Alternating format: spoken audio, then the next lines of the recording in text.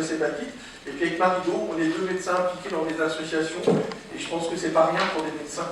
Et je vais réagir au nom d'un collectif d'associations en 2 minutes, au nom du CIS, du CHV, du TRT5, de l'aide de la Fédération Addiction, du COMED, de MDM et donc de SOS Hépatite. Ça fait 2 ans qu'on bosse pour qu'il puisse y avoir un accès le plus large possible. Et on est content de ce qu'on vient d'entendre, mais on est content avec des points d'interrogation, avec des points de suspension.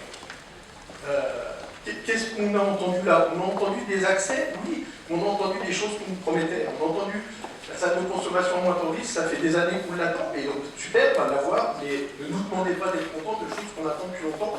Les trottes, on nous les a promis dans 6 mois, en 2011, on va les avoir en 2016, c'est super, merci. Mais on l'attend aussi. Les appartements de coordination thérapeutique, de plus en plus les traitements sont courts et on dit qu'il n'y a pas la place. 2 mois sont pas tous rentrer en appartement thérapeutique. Donc ça pose des questions en termes de proximité. Les choses évoluent. Laquelle vient de le rappeler, on n'est plus sur des scores de fibrose, on a des manifestations extra-hépatiques. Donc comment on va juger les hépatites? Est-ce qu'on les juge encore sur l'état du foie ou est-ce qu'on n'est pas en train de découvrir que c'est autre chose que le foie? Et donc du coup, c'est nos critères de jugement. On parle de restriction, et nous, on a encore dit avec le petit cas que la restriction, c'est pas pour aller chercher des sens en sortant, je le rappelle, hein, c'est important, c'est la restriction de l'accès aux soins. Alors là, c'est comme si on venait de nous dire, il y a une restriction, mais vous inquiétez pas, il y aura à manger dans le magasin. Mais pour l'instant, il faut encore continuer d'avoir les billets de restriction. Donc oui, on va aller dans le magasin, oui, les médecins restent les mêmes, les conditions de restriction vont rester les mêmes aujourd'hui.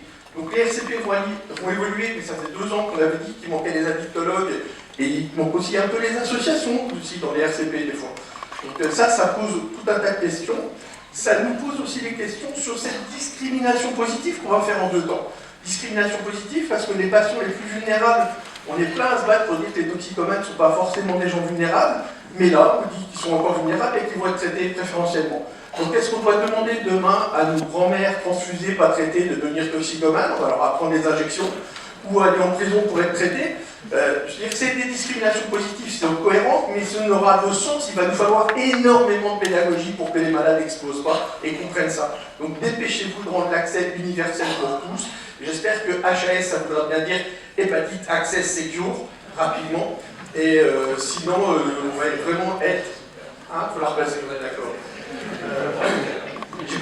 J'ai passé la nuit dessus.